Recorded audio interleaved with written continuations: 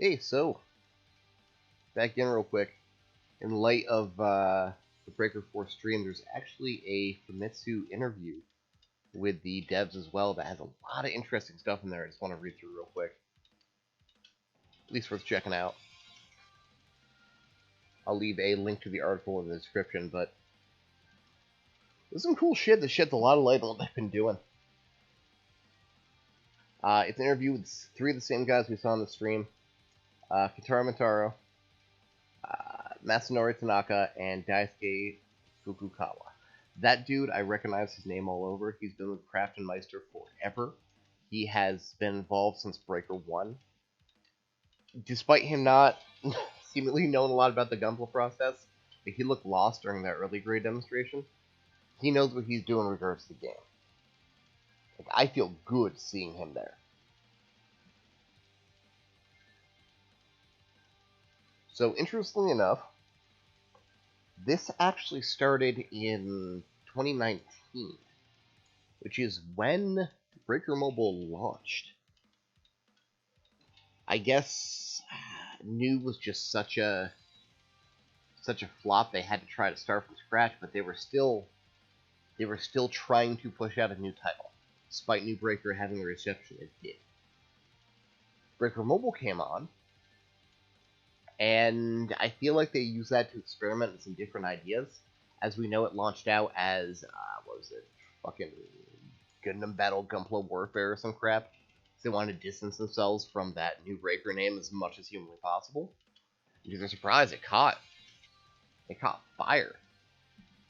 Like, it was huge overseas, but it was big enough here that we had a giant community running. I'm told it was a financial success, but I guess they started working on this at the exact same time. I can't help but think when the Great Slowdown happened in, what was it, June 22, that most of that work just kind of got shoved over here to Breaker 4 to polish it up. So Fukukawa was talking about how first and foremost he just wanted to do an action game where you customize and create your own shit. That's Breaker as a whole. That's the essence of it.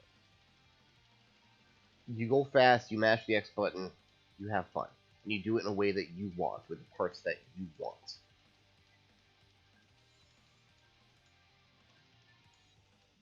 He actually gives an example of some stuff he made here that actually has some interesting parts we have not seen yet. If it lets me... Does it let me kill the image bigger? Kinda. Nope. Oh, okay. So my boy's rocking on here. EZ8 head, Strike Noir arm. Looks to be... I'm not entirely sure what thrust those are. Something on Mark II or something? Either way, with a 00 Razor backpack, either a Hainu or Shinanju Stein rifle, and what looks to be Hainu legs. We haven't seen those in yet, so it's kind of cool to have confirmation. And a big fat Zeta Plus torso. I'm not 1000% sure from memory. I think Zeta Plus was just in Breaker Mobile? Gonna check that real quick. My handy dandy Google tools. Yeah, I can't actually... Oh, no, Zeta Plus A1 was in New Gundam Breaker, so I guess there was some stuff.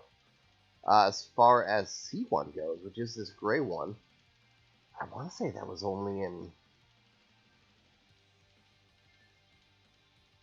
Nope, apparently that was also in New Breaker. It's not totally new, but at least it's new to what we thought was going to be in here. Oh god. Yeah, this is fine. This is okay. Everyone likes this. Kill the ads.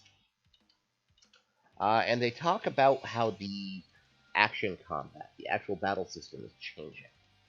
They want you to focus on combos. Combos that will not only look good and feel good, but actually give you bonus effects.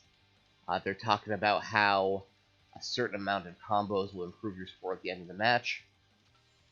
He mentions here that not only from the ace points you get, just how well you did during that battle, there's also a display of the break combos you're aiming for. The interesting things is I don't know if that. Yeah, the more combos you do, the higher your break capability becomes. As Matano says here, single strong hits are good enough for dealing damage, but if you string that break combo meter long enough and get that gauge high enough, you actually improve the break damage you're dealing, which is flipping parts off the other kits you're hitting. Big thing that does is anything you break off from an enemy, not only do you have a chance to collect, potentially, but it also reduces their capability by stopping that action. If you break off the right arm where the rifle is, they're no longer using that rifle. If you break their legs, their mobility is severely reduced. Knock off their head, they can't aim or lock on or do shit. Probably a lot more useful for bigger bosses and regular sized boss fights than regular mobs, but it still gives you a goal to try to work those combos out. And I guess now there's a style gauge on screen at any given time, so you can just keep wacky wahooing your way through. Other cool thing he talks about, I already read up on. Control scheme is very different. You no longer have, like, box and triangles, your weak and strong attacks. They've now split up the controls between left hand and right hand weapons. I assume left hand melee, right hand melee, left hand range, right hand range. But you have to intentionally mix them up if possible. It gives you the new capability to use a weapon in each hand. I'm a little worried that this system is going to kind of force us to dual wield when you might not want to. Because I guess there's diminishing returns on damage and combo potential when using the same side button. As he says here, you start attacking with your right hand or left. You can choose whichever one you want to start with. But everything you start with is a light attack. You don't get access to the strong attacks, the heavy attacks, until you vary up the combo to a different hand or a different style. I don't see a lot in here telling us that dual wielding is optional. I know you don't have to equip a weapon in the other hand, but it feels like they're really trying to force that aspect. A little bit of a worry. Also talking about how there are sharper controls, more reactive controls in some of the special moves. Axes can charge up their power like we saw in the trailer, unleash a big home run swing, or Lance can do a forward thrust. So each weapon's not only going to have its combo strength between left and right, heavy and mid as you build the combo potential, but also special actions you can perform with different button combinations. Try to vary up that gameplay, try to use them to your best advantage. It did confirm there are big old two-handed weapons that you can't actually use dual wielding like the greatsword. I don't know how that's going to affect the diminishing combo feature. Like, I don't know how that's going to deal with the light heavy kind of deal, how they want you to alternate. Perhaps it's only when you're dual wielding, if I had to guess, that it does the whole light into heavy deal, kind of as a balancing act between letting you use two different weapons. If you use one weapon, you might have your choice of heavy and mid, or sorry, light and heavy on both buttons like you would normally.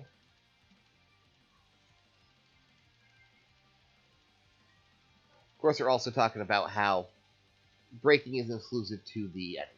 You can get broken as well. If you're hit, you take damage, you have a chance of losing that part. Same thing happens to you that would happen to them. If they knock off your primary melee weapon arm, you now no longer have that weapon until you can go pick that part back up. Or use a skill that restores it. They knock off your head, you no longer have lock on. They knock off your torso, your defense is greatly reduced. You don't want to have it happen to you. Apparently, there's also a dodge window in play that when they have this little glowing effect happening, it tells you when they're going to do a big attack. When we saw the Perfect Grade uniform fight, there was quite a bit of that going. He had like an aura that flared up when he was about to do a move. If he's going to do a big area move, there also had a targeting circle, like an MMO circle, showing you where you shouldn't be when that happens.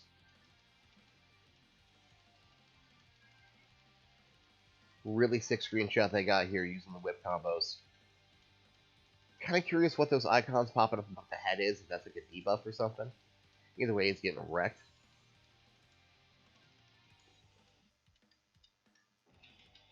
They have focused specifically on ease of play and play speed.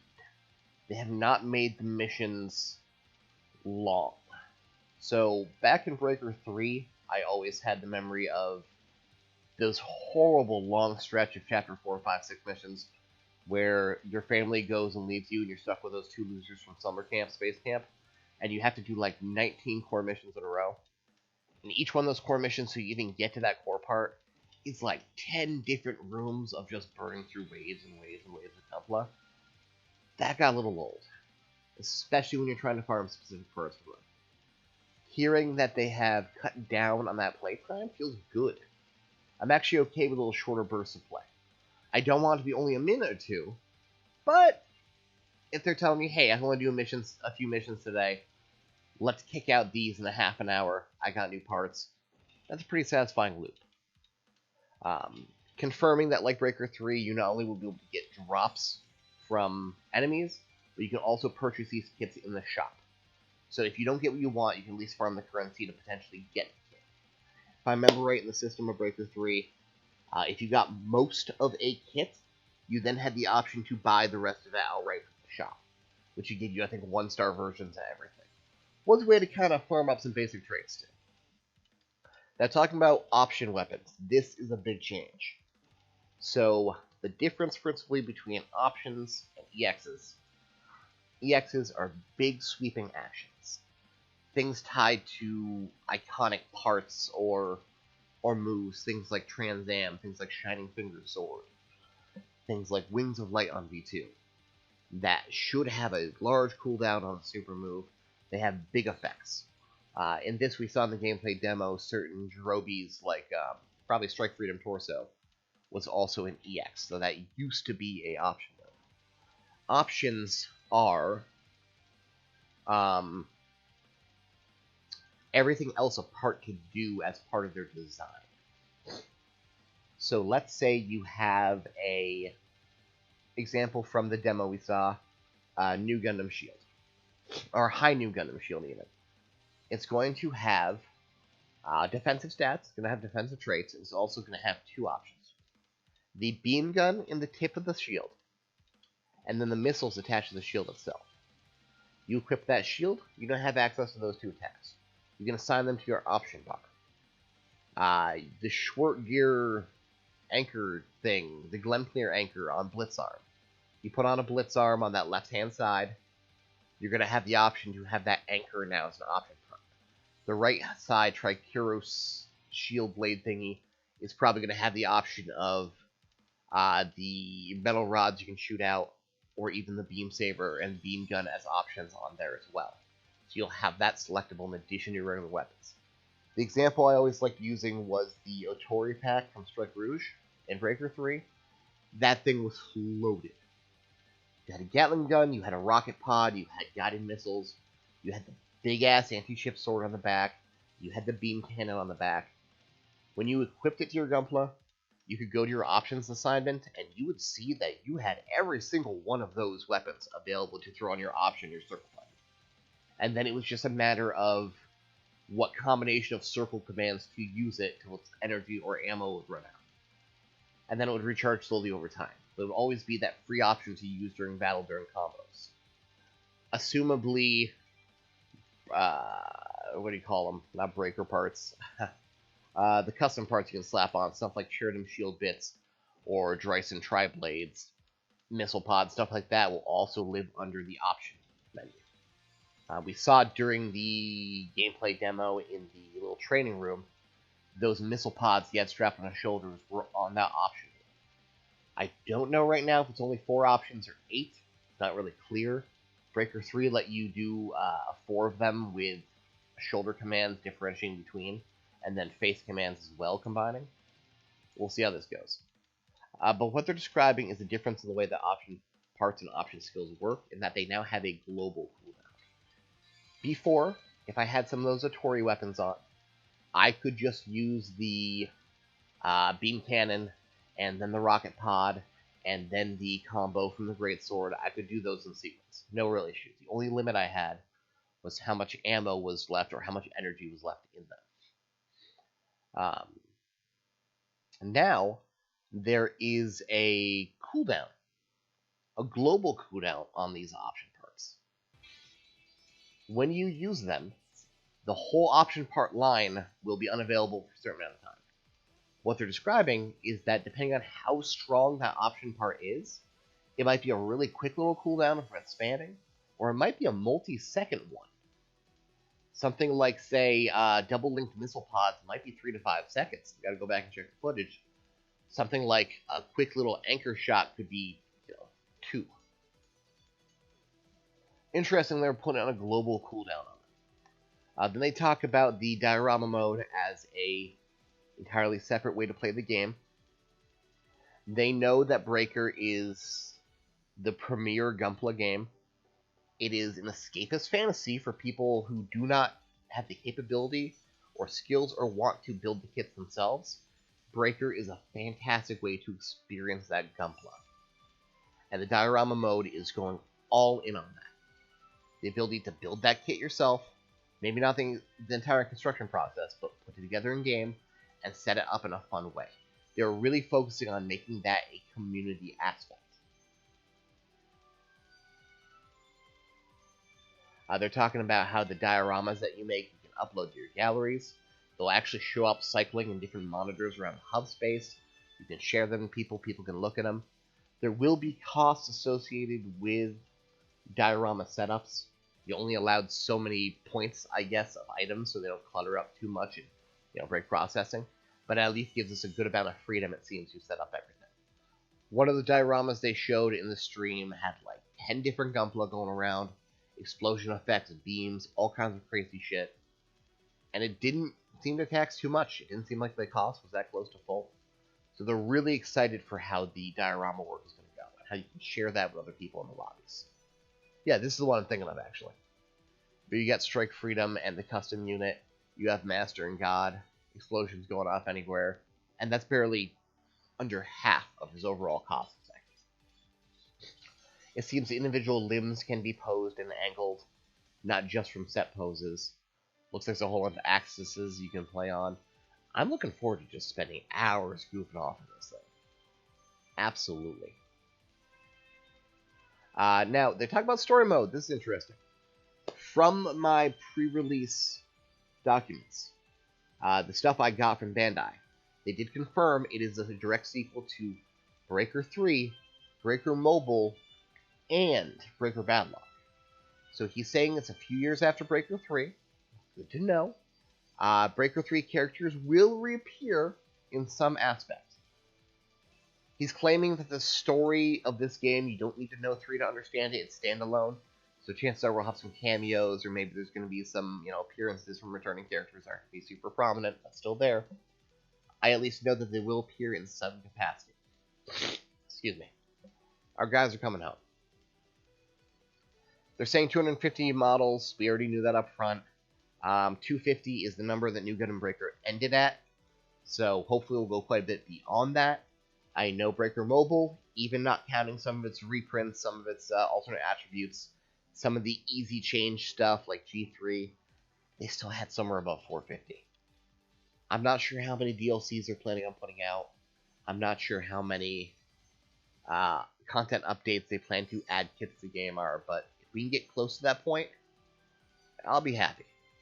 Of course, there's also a whole bunch of new kits since Breaker Mobile ended. There's a whole bunch of things that didn't make it in. I mean, for God's sakes, after 4 years, we never got Cerevi. Every other 00 Season 2 Meister got in except for Cerevi. Hopefully he'll make an appearance at some point. They are saying both High Grade 144 and Master Grade 1100 are going to be in-game. Perfect Grades reserved for bosses, but just like other breakthroughs, we're going to have the ability to do bigger and smaller parts. Whether we can scale them, you couldn't Breaker Mobile, that's another story.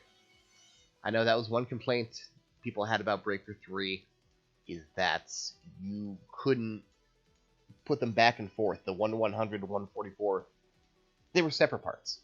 Separate stats, separate skills. The Master Grades were generally better overall, so it felt like you had to regrind for them. And sometimes it looked janky when you had to use that better part on there on a smaller frame. Talking about how you get that fantastic gun barrel strike from the pre-order. It's an entry grade strike. Entry grade strike is absolutely amazing. It's one of the best kits under 20 bucks I've ever touched. It puts some high grades to shame. I'm not worried about this being quality. They do plan to do DLC. Story missions like Breaker 3. So you'll have stuff like Breaker Beginnings, you'll have stuff like the epilogue scenes, you'll have full-on story chapters with new missions and new batches of Gunpla. They're not stating how many, but they're saying there will be season passes that combine multiple. They are planning on doing some, so at least we'll still have more kits injected in the game as we go. They just have a nice little afterword. They're hoping to really involve the game.